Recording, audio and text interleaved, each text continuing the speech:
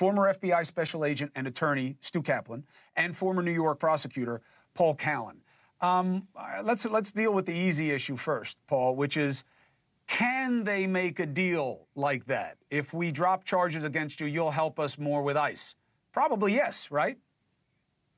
Yeah, legally they can make that kind of a deal, but it really looks horrible. And bear in mind, the Department of Justice, the federal judiciary, are supposed to be the referees. They're supposed to be the ones who are watching the system to make sure everybody is honest.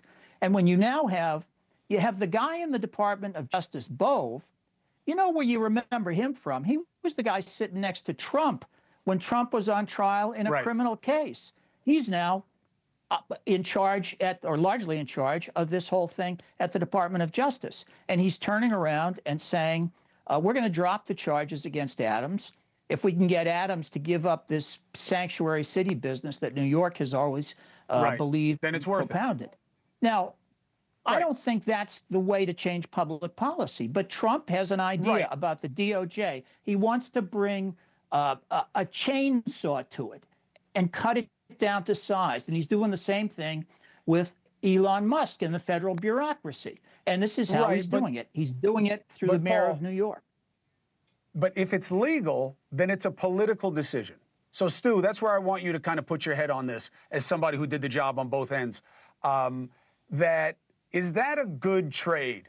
That we got a guy who this lady, and again, you know, you guys know who Sassoon is. This is no lefty, you know, political advocate. This is a real conservative. She says, no, I'm not making this case. And I had another charge against him. He tried to get people to hide evidence from me, and he did this quid pro quo. I'd rather quit. What do you make of this in terms of justice, fairness under law?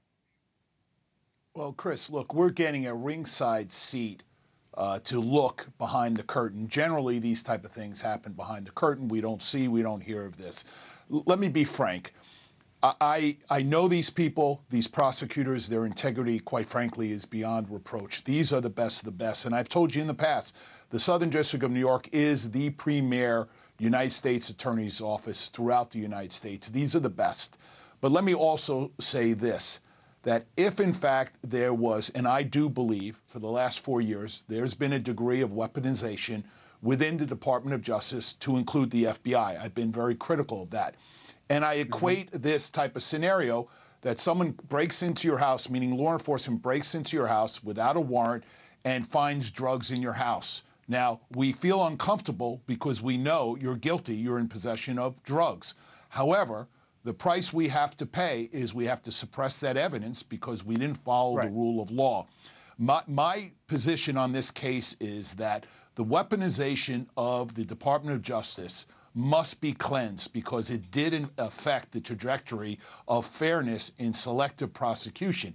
And while I believe the evidence against the mayor is overwhelming, because I believe in these prosecutors, because I know each and every one of them, that in fact there was overwhelming evidence to present to a grand jury, and they also had to believe that beyond a reasonable doubt they would get or secure a verdict against him.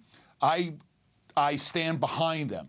I do believe, though, the measure of, in fact, if there was weaponization, while it makes us feel uncomfortable, we have to pay that high price and dismiss those charges against the mayor. Hey, thanks for watching. Go to joinnn.com to find NewsNation on your screen. And don't forget, click the red subscribe button below to get more of NewsNation's fact-driven, unbiased coverage.